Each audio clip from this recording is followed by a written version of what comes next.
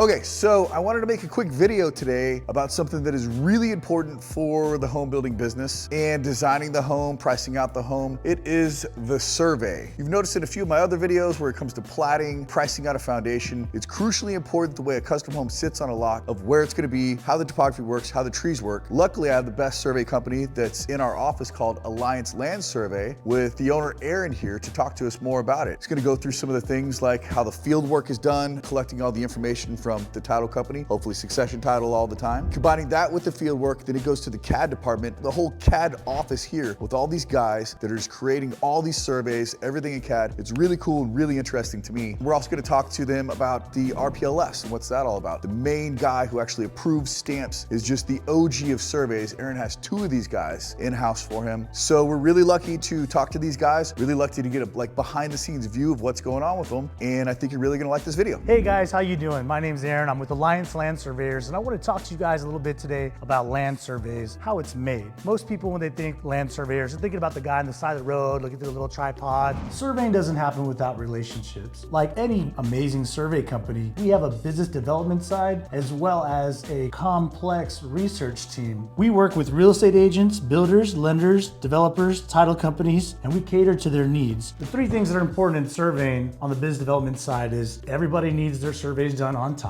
It's our charge to get it done accurately each and every time. Plus, you want a great value for what you're getting. And right here at Alliance Land Surveyors, that's exactly what we give you. Here in our drafting department is where we take the raw data that was gathered by the field crew and actually create an exhibit drawing for the surveys. They work with our CAD software, 3D models, boundary calculations, topography, mapping. This role blends tech, logic, and creativity. You're literally turning measurements into a blueprint of reality and creating exhibits for our final drawing. So we use computer-aided design to actually build our product, taking those data points and taking the field sketches to create the final survey.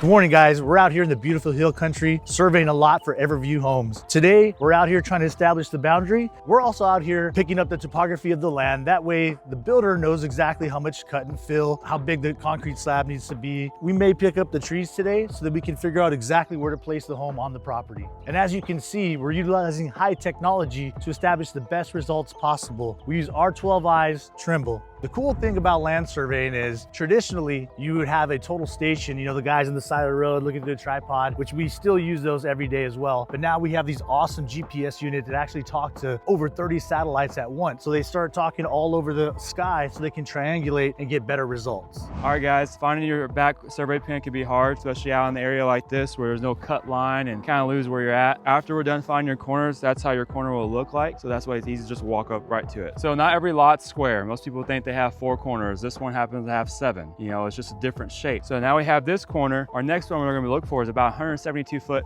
that way.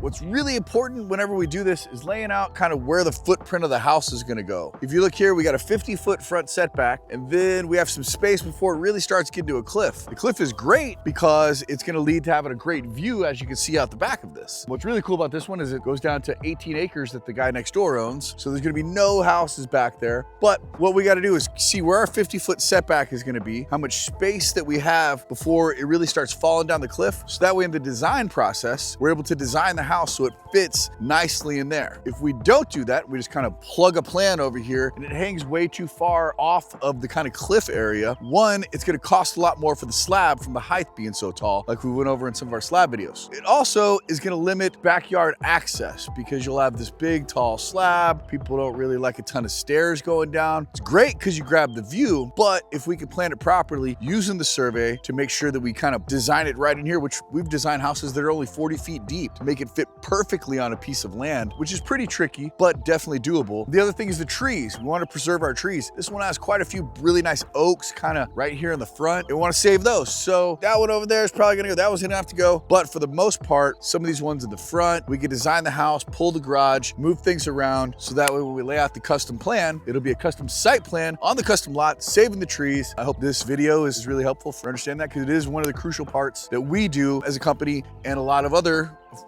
competitors, they kind of just roll out a plan and plop it on the lot and pay up for your slab, and it's not really as tailor-made as the way that we like to do it. So surveys are used in a variety of different ways. Utilities, building roads, apartments, commercial, platting, basically anything where you're trying to build something or anything on a piece of land. For the home building process, there's a few that we always use. The boundary survey, the tree and topo survey that we then use to lay out our house and see what the corners of the slab are gonna be, just like the other video that we have. Then we set the forms. We do a form survey. A lot of neighborhoods and cities require a form survey to show exactly where the form is. So that way, prior to pouring the slab, you know everything's exactly where it should be, because you know what, that has happened before where people didn't do the form survey, poured the slab, tore the slab out, and had to redo it. Super expensive. After that, we do the final survey, where it shows the septic tank, the driveway, and everything. So those are the primary three ones: the boundary, the form survey, and our final survey. And you can view some of our other stuff that has to do with the plats, and if you guys are buying ranches and chopping up land, those are very useful. But I just wanted to thank Aaron for letting us take a behind the scenes tour of his office, his company. I would certainly recommend them to anybody who needs a survey. Great company, great guys. Hope this was really helpful. Thank you.